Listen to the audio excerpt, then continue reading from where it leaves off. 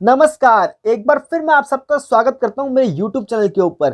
तो आज मैं आपके सामने DSSB PGT 2015 का पॉलिटिकल साइंस का जो पेपर हुआ था, उसका सेकंड पार्ट आपके सामने लेके आया हूं। पहला पार्ट मैंने अपने YouTube चैनल पर डाल दिया है, अगर कोई इंटरेस्टेड हो तो वहां से देख सकता है। तो आइए बिना वक्त गवाए स्टार्ट करते हैं सेकेंड पार्ट को, जिसके अंदर 77वां क्वेश्चन जो कि इस प्रकार है। निम्न में से कौन केवल शिक्षितों को मतदान का अधिकार देने में पक्षधर था, यानी पक्ष करता था कि शिक्षितों को ही मतदान दिया जाए? तो ये बात करते हैं जेएस मिल। जेएस मिल ने बहुल प्रणाली का समर्थन किया था और उन्होंने बताया था कि जो ज़्यादा पढ़े लिखे लोग हैं मेरिट के आधार पर मतदान होना चाहिए, और जितने पढ़े लिखे लोग हैं उनको जो अनपढ़ लोग हैं या फिर शिक्षित नहीं है उनकी तुलना में अधिक मतदान देना चाहिए। तो इन्हें बहुलवादी मतदान का पक्षधर भी कहा जाता है। 78वां क्वेश्चन देख लेते हैं। राजनीतिक दल होते हैं, तो राजनीतिक दल जो होते हैं वो लोकतंत्र के लिए एक आवश्यक होते हैं। 79 क्वेश्चन जो कि इस प्रकार है। भारतीय संविधान को डैश संविधान सभा की स्थापना द्वारा अधिनियमित किया गया। तो ये बेसिक क्वेश्चन है कि हमें याद रखना चाहिए कि भारतीय संविधान को किस योजना के तहत लाया गया था। तो ये कैबिनेट मिशन योजना जो कि 1946 के अंदर आई थी, इसी के तहत भारतीय संविधान का जो निर्माण करने की बात हुई थी, अधिनियमित किया गया था इसी योजना के तहत। उदार पक्ष इसमें विश्वास रखता है। तो 80वां क्वेश्चन जो कि है, उदार पक्ष किसमें विश्वास रखता है? तो जो उदार पक्ष होते हैं वो विश्वास करते हैं विद्यमान संस्थाओं में बदलाव लाना। जो अभी जो करंट में जैसे संस्थाएं होती हैं उनके अंदर कुछ परिवर्तन लाने का कार्य ही उदार पक्ष के लिबरलिस्ट लोग लाने का प्रयास करते हैं। अतिवादी राजनीतिक दल इसमें से किसमें विश्वास करता है? तो जो एक्सट्रीमिस्ट होते हैं, एक्सट्रीमिस्ट किसके अंदर विश्वास करते हैं? तो एक्सट्रीमिस्ट विश्वास करते हैं वर्तमान संस्थाओं को खारिज कर उन्हें नई संस्थाओं से प्रतिस्थापित करना। तो यानी जो वर्तमान संस्थाएं उनको खारिज करके, जो एक्सट्रीमिस्ट आप खुद ही देख रहे हैं, अतिवादी जो होते हैं वो मानते हैं कि इसको खत्म करके एक नई संस्था करनी चाहिए और इसका परिवर्तन करके और एक समाज में क्रांतिकारी परिवर्तन लाना चाहिए। तो ये तीसरा आंसर इसका सही था। राजनीतिक दल गरीबों की मदद करता है जब तक वह, तो राजनीतिक दल कब तक मदद करता है? जब तक उन्हें चुनाव लड़ने में सहायक करता है। तो जब तक गरीब उन्हें चुनाव लड़ने में सहायता करता है तभी तक राजनीतिक दल गरीबों की सहायता करते हैं।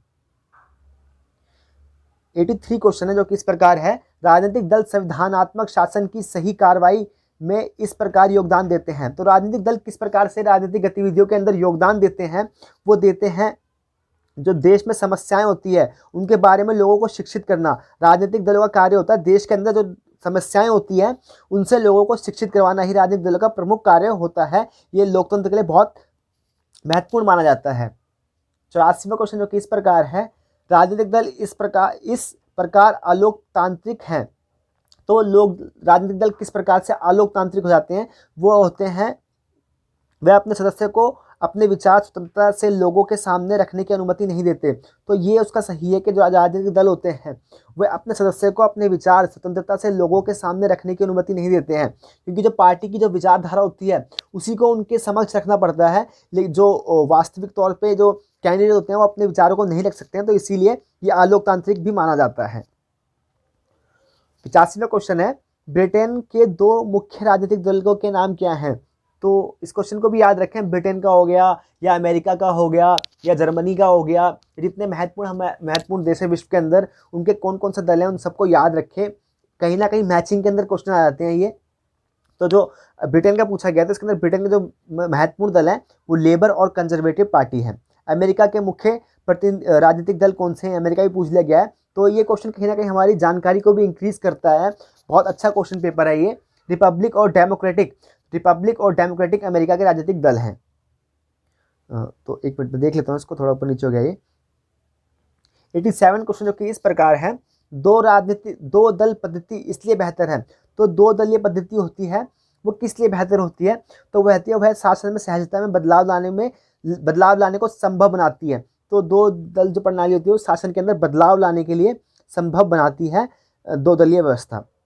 बहुदलीय व्यवस्था, तो बहुदलीय व्यवस्था आप जैसे जानते हैं कि जिसके अंदर बहुत सारे दल आपस में चुनाव लड़ते हैं तो वो बहुदलीय व्यवस्था कहलाती है।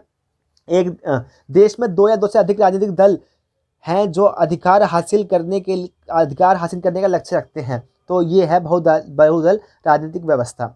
बहुदल पद्धति यहाँ देखी जाती है, बहुदल व्यवस्था देखी जाती है भारत के अंदर तो है ही है और साथ ही फ्रांस के अंदर भी ये देखी जाती है। बहुदलीय, तो इसका आंसर था फ्रांस। 90वां क्वेश्चन जो कि इस प्रकार है, बहुदलीय पद्धति का प्रमुख दोष है। तो बहुदलीय पद्धति का प्रमुख दोष क्या है, इसके अंदर हमें बताना है। तो ये है बहुदलीय व्यवस्था वह कैबिनेट के तानाशाही की ओर धकेलता है। तो कैबिनेट को ये बहुदलीय व्यवस्था तानाशाही की ओर धकेलता है, क्योंकि जो बहुदलीय व्यवस्था के अंदर कैबिनेट होता है वही सुप्रीम होता है और सुप्रीम वो कैबिनेट ही सारे डिसीजन लेता है। तो ये एक तानाशाही की तरफ देश को धकेलने का कार्य करता है। सर्वसत्तात्मक देश में समानता होती है। तो टोटल टेरिटरी विचार जिसे हम कहते हैं वो क्या होती है, उसके अंदर क्या होती है बताना है हमें। तो वो एक दलीय होती है कि सर्वसत्तावादी होते हैं, वो सोचते हैं कि हम ही सब कुछ है, हम ही नीति निर्माण करेंगे, हम ही सब चीज वेलफेयर कार्य करेंगे और हमसे ही सत्ता निकलती है। तो सर्वसत्तात्मक दल ये मान के चलते हैं। तो एक दलीय पद्धति इसका सही आंसर है। 92वां प्रश्न जो कि इस प्रकार है, एक दल एक पक्ष पद्धति का मतलब है। तो एक पक्ष पद्धति का मतलब है वह केवल एक राजनीतिक दल होता है और दूसरों में राजनीतिक दल का अस्तित्व नहीं होता है।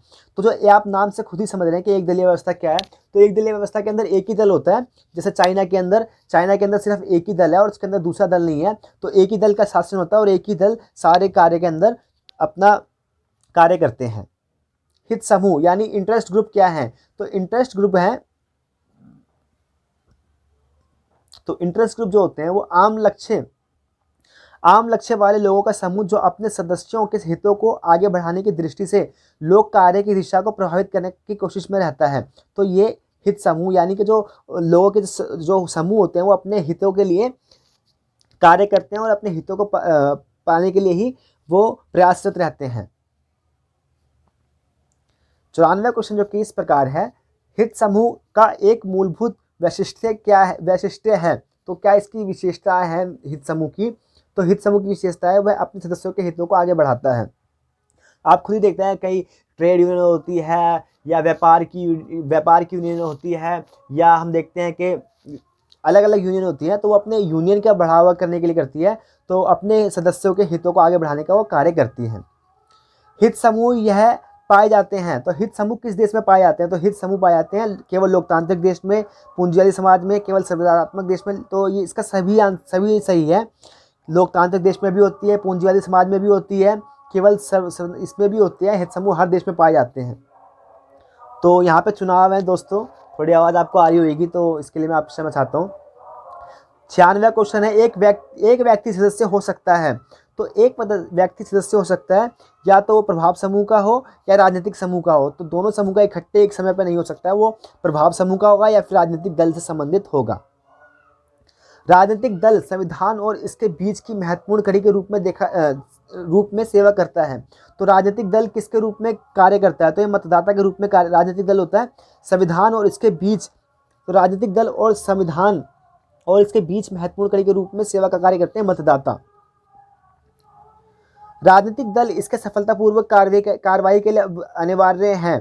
तो राजनीतिक दल के सफलतापूर्वक कार्य के लिए क्या अनिवार्य है। तो राजनीतिक दलों की, तो इसके लिए राजनीतिक दल के लिए लोकतंत्र अनिवार्य है। लोकतंत्र में ही राजनीतिक दल कार्य करते हैं, लोकतंत्र के अलावा और कहीं वो कार्य नहीं कर सकते हैं। तो इसका आंसर ए सही है।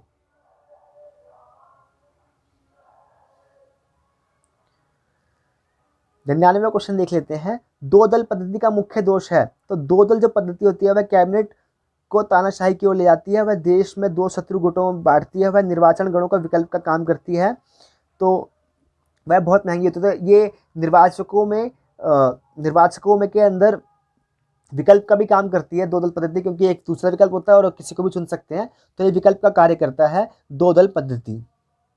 प्रभाव समूह अपना लक्ष्य इस तरह प्राप्त करता है। तो प्रभाव समूह जो होता है वो किस तरीके से अपना आंदोलनकारी तरीके से करके, प्रभाव समूह होते हैं आंदोलनकारी तरीके से करके अपने हित को पाने का कार्य करते हैं। हिंसात्मक तो हो नहीं सकता, प्रयत्नकारी भी नहीं है, ऊपरी सभी तरीके से तो ये नहीं है। इसको आंदोलनकारी तरीके से वो अपना बात को रखते हैं, दबाव डाल के अपनी बात को रखने का कार्य करते हैं प्रभाव समूह।